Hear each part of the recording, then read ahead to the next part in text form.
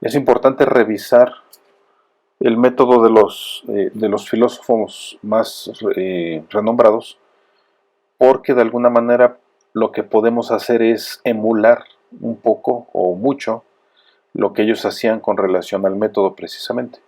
Y esto nos puede permitir tener una buena investigación. Lo primero que tenemos que hacer es abordar lo que es el método.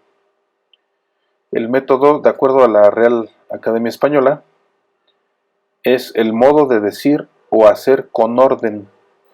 Modo de decir o hacer con orden. Esto, ¿qué significa hacer con orden?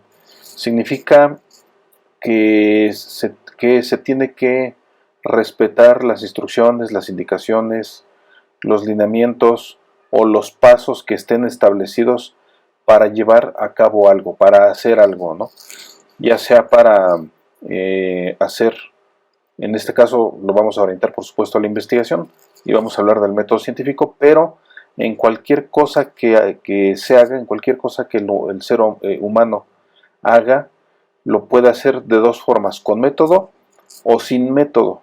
Y lo recomendable es que se haga desde luego con método. Esto ya lo habíamos comentado, que, es importante que desde el punto de vista profesional, ¿no?, la actividad que llevamos a cabo los profesionistas se haga precisamente con método, no se haga y que no se haga solamente improvisando los pasos, porque entonces no vamos a lograr el objetivo que se está pretendiendo obtener. Y siguiendo el método, es posible, por supuesto, llegar a un objetivo, obtener un objetivo deseado. Es posible que el método esté equivocado y esté erróneo, y es posible que haya un mejor método de hacer las cosas. Sí, sí es posible, por supuesto, pero bueno, eso sería ya una actividad diferente a a la persona que sigue el método, ¿no?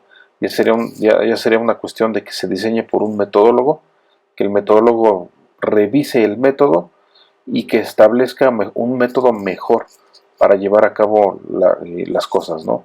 En este caso, para realizar una investigación, que es hacia donde lo estamos orientando, ¿no? También dice la Real Academia Española que el método es un modo de obrar o proceder. Modo de obrar o proceder, pues es también es la manera de hacer las cosas, que ya decíamos, lo dice el mismo diccionario de la Real Academia Española, debe ser con orden. Y también es un hábito o costumbre que cada uno tiene y observa, ¿no? Eso es un método.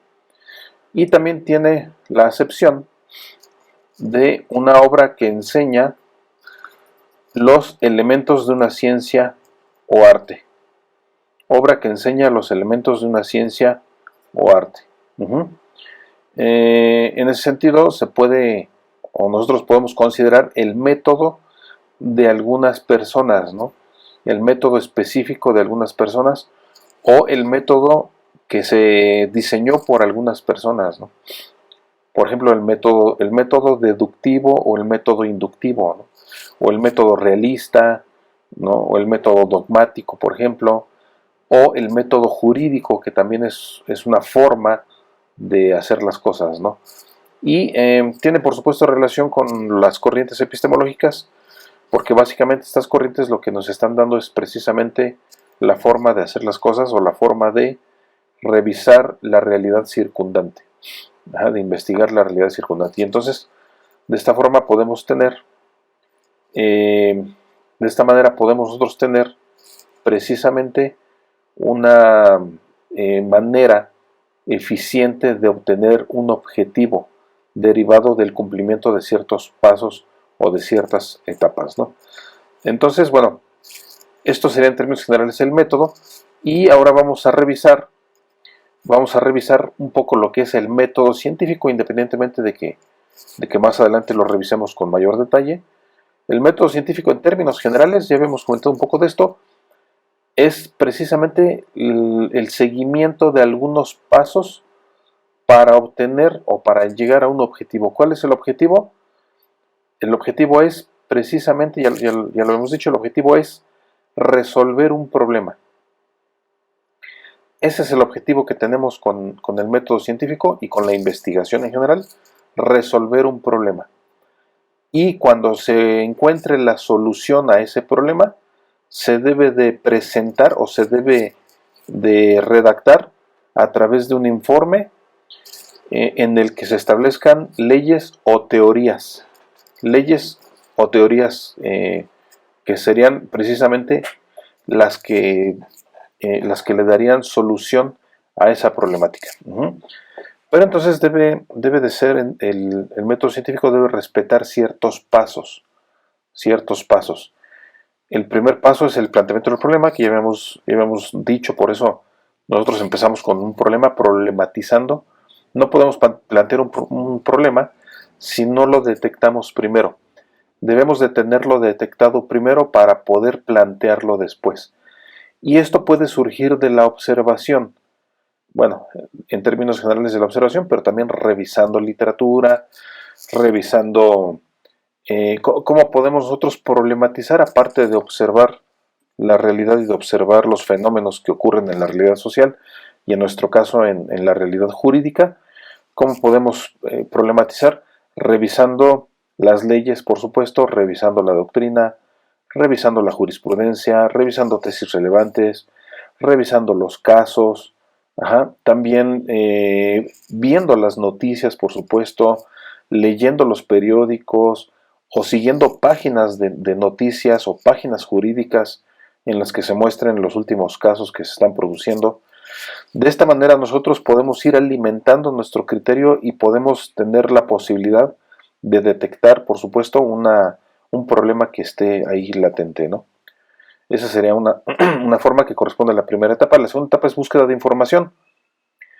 Esta búsqueda de información es para establecer o para empezar a redactar lo que se llama protocolo, que es un proyecto de la investigación. El protocolo es un proyecto de la investigación que de hecho, para hacer el protocolo, ya tenemos que empezar a hacer una investigación. Digamos que hay dos etapas de la investigación o dos tipos de investigación. La investigación formal, que es cuando ya me registran un protocolo de investigación, en este caso en la facultad, me registran un protocolo de investigación y me registran el tema de tesis. A partir de ese momento ya puedo yo realizar una investigación de manera formal, pero de hecho o de manera informal, la investigación ya se empezó a realizar desde antes, desde la misma redacción del protocolo. Por eso es importante esta búsqueda de la información. ¿Y dónde se puede buscar la información? También en libros, revistas, internet, también de la observación, en casos, en juicios, en criterios, en tesis, en tesis relevantes, en jurisprudencias, en doctrina, etcétera. En todas esas partes podemos nosotros alimentarnos para ir buscando la información que necesitamos para llevar a cabo, para redactar nuestro protocolo. Esto lo vamos a ver con más detalle, desde luego, cuando veamos la parte del protocolo. Después viene una formulación de hipótesis, que es una respuesta tentativa al problema. El problema se tiene que redactar a través de una pregunta. El planteamiento del problema es una pregunta específicamente. Es diferente el planteamiento del problema a la descripción del problema.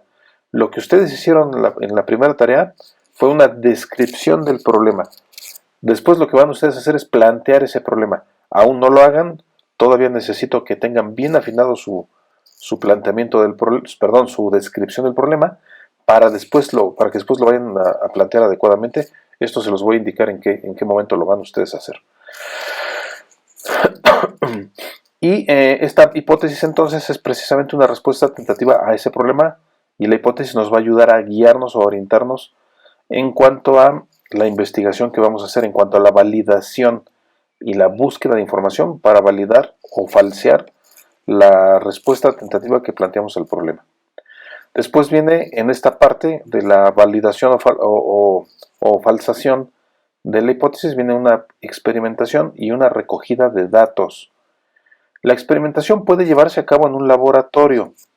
Claro, el método científico está tradicionalmente diseñado para llevar a cabo investigación en el área de las ciencias exactas o de las ciencias duras.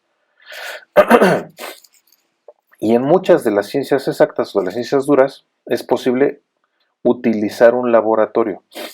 Es posible llevar a cabo esa investigación a través de un laboratorio, pero el laboratorio es para la experimentación y para recoger datos. ¿Qué significa experimentar? Significa precisamente hacer un cambio en las variables que están involucradas en la investigación para ver qué sucede, para ver qué es lo que pasa. En el momento en el que empezamos a ver qué es lo que pasa cuando cambiamos o cuando movemos alguna de las variables, en ese momento estamos experimentando.